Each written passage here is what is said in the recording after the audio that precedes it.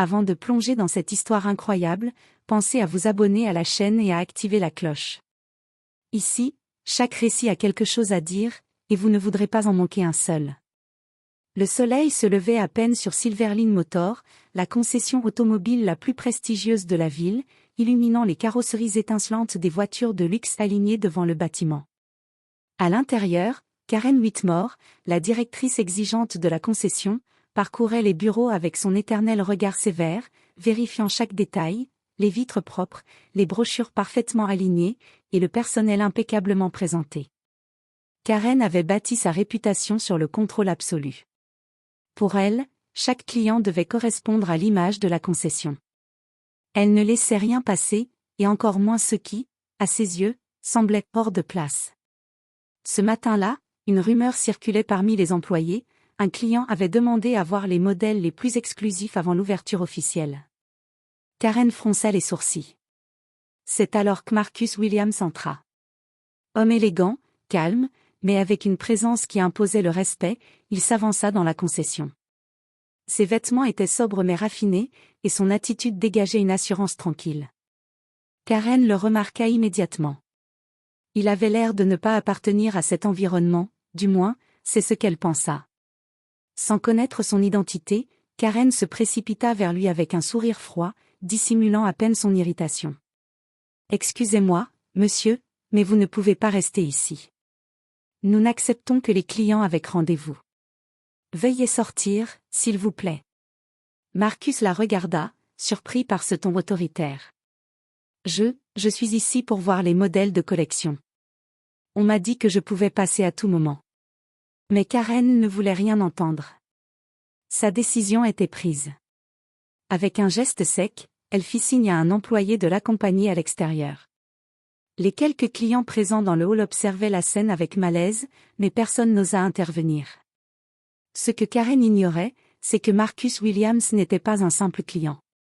Il était le propriétaire de Silverline Motor, l'homme qui avait investi des millions dans cette concession et qui avait construit sa réputation sur l'excellence et le prestige. L'humiliation qu'elle venait de lui infliger allait déclencher une réaction qu'aucun des deux n'aurait pu anticiper. Le soleil brillait toujours sur les voitures étincelantes, mais dans le hall de Silverline Motor, l'air venait de devenir plus lourd, chargé d'une tension que Karen allait regretter amèrement. Après avoir été expulsé de sa propre concession, Marcus Williams resta quelques instants à l'extérieur, respirant profondément. Son calme était trompeur. Dans son regard brillait une détermination glaciale. Karen pensait qu'elle venait de se débarrasser d'un simple visiteur, mais elle venait de provoquer l'homme le plus puissant derrière Silverline Motor. Marcus ne dit rien à l'employé qui l'avait accompagné dehors. Il observa Karen depuis la vitrine, qui retournait à ses tâches comme si de rien n'était, satisfaite d'avoir imposé sa loi sur la concession. Puis il sortit son téléphone et fit un appel rapide. Quelques minutes plus tard, son assistant, un jeune homme discret nommé Ethan Carter, arriva avec un dossier complet sur l'entreprise. Pendant ce temps, Karen accueillait un nouveau client VIP, ignorant toujours l'identité de Marcus. Son arrogance et son autoritarisme étaient palpables. Mais Marcus avait un plan. Il ne voulait pas seulement la confronter, il voulait que Karen comprenne pleinement l'erreur qu'elle venait de commettre. Le soir même, Marcus fit une apparition inattendue au bureau administratif. Cette fois, il était dans son rôle officiel, le propriétaire. Il entra sans frapper, saluant le personnel qui le reconnut immédiatement.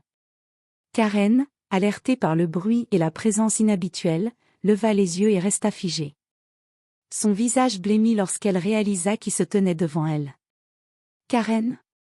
dit Marcus d'une voix calme mais autoritaire. « Je crois que vous m'avez expulsé ce matin, sans même savoir à qui vous aviez affaire. » Karen bafouilla, essayant de trouver une excuse, mais aucun mot ne sortit. Le silence pesait lourdement dans la pièce. Marcus sourit légèrement. Ce n'était pas un sourire de gentillesse, mais un sourire qui annonçait une revanche méthodique et calculée. « Vous avez eu tort, continua-t-il, et vous allez comprendre pourquoi il est dangereux de juger quelqu'un sans connaître son histoire. » À ce moment précis, Karen comprit que sa journée venait de basculer. Marcus n'allait pas seulement corriger l'injustice, il allait lui montrer qu'un simple acte d'arrogance pouvait coûter très cher. Le lendemain matin, Karen Whitmore arriva à Silverlink Motor avec sa routine habituelle, vérifier les bureaux, superviser le personnel et maintenir son autorité. Mais l'atmosphère avait changé. Les employés étaient étrangement silencieux et lançaient des regards furtifs vers elle. Karen sentit un frisson d'inquiétude, mais elle l'ignora. Marcus, quant à lui, n'avait rien fait de spectaculaire. Il se contentait de planifier chaque détail, observant la directrice depuis les coulisses. Il savait que la fierté de Karen était son point faible. Plutôt que de la confronter immédiatement, il choisit de faire tomber son empire personnel petit à petit. Première étape, le contrôle administratif. Marcus envoya un courriel officiel, signé de sa main en tant que propriétaire, au département des finances et au personnel clé. Le message stipulait que toutes les décisions importantes devaient désormais passer par lui, y compris la gestion des clients VIP et les autorisations de ventes exceptionnelles. Karen, en ouvrant son ordinateur, vit les notifications et son cœur se serra. Elle ne pouvait plus rien décider sans l'aval de Marcus. Deuxième étape, le client mystère. Marcus avait fait en sorte que ses amis et partenaires financiers arrivent à la concession sous couvert d'acheteurs potentiels, mais qu'ils soient tous accompagnés de rapports détaillés sur le comportement du personnel. Karen, encore ignorante de l'identité de Marcus pour certains de ses clients, se montra arrogante comme d'habitude. Les retours furent immédiats, commentaires négatifs sur son attitude et son autorité contestée, tous remontant directement sur son bureau et dans les rapports de Marcus. Troisième étape, l'humiliation subtile en public.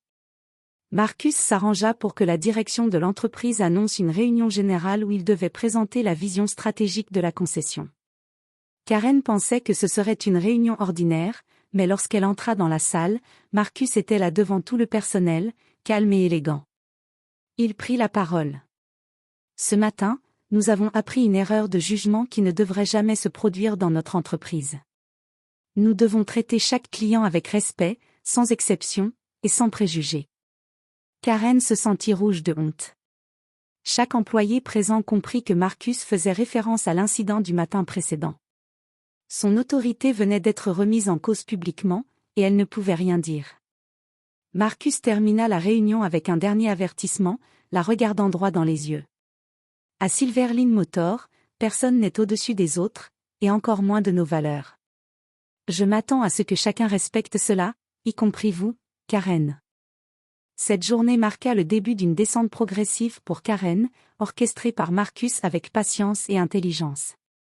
Il ne s'agissait pas seulement de lui donner une leçon, il voulait que chaque employé réalise que la véritable puissance n'est pas dans l'arrogance, mais dans le respect et la connaissance de ceux qui dirigent vraiment l'entreprise. Quelques jours après la réunion, Karen Whitmore sentait que le terrain lui échappait. Les employés qui autrefois obéissaient au doigt et à l'œil commençaient à la contourner. Les rapports de vente et de clientèle, autrefois sous son contrôle total, arrivaient désormais directement sur le bureau de Marcus, et chaque erreur ou comportement déplacé était noté. Karen tenta de reprendre les choses en main. Elle convoqua une réunion avec les managers pour rappeler son autorité. Mais Marcus, toujours discret, avait déjà préparé le terrain. Il avait organisé une série de visites surprises de clients VIP, tous méticuleusement choisis pour tester le professionnalisme et la courtoisie du personnel. Lors de l'une de ces visites, Karen se montra arrogante avec un client qui, en réalité, était un investisseur potentiel de Marcus. Sa réaction fut immédiate, le client, impressionné par l'attitude de Marcus et choqué par l'arrogance de Karen, rédigea un rapport détaillé, critiquant son comportement. Le dossier remonta directement au bureau de Marcus, qui le parcourut avec un calme déconcertant. Mais la vengeance la plus marquante se produisit lors d'un événement spécial organisé pour présenter les nouveaux modèles de voitures de luxe. Karen, pensant montrer son autorité, prit la parole devant tous les invités pour diriger la présentation. Marcus entra discrètement, mais cette fois en tant qu'animateur officiel, invité à présenter la vision et la stratégie de Silverlink Motor. Quand il prit le micro, tous les regards se tournèrent vers lui.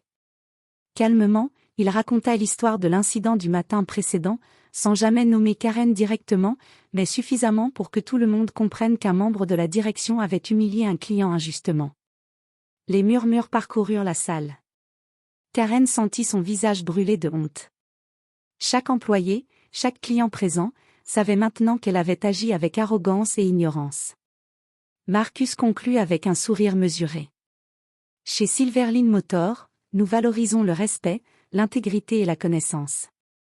Nous apprenons tous de nos erreurs.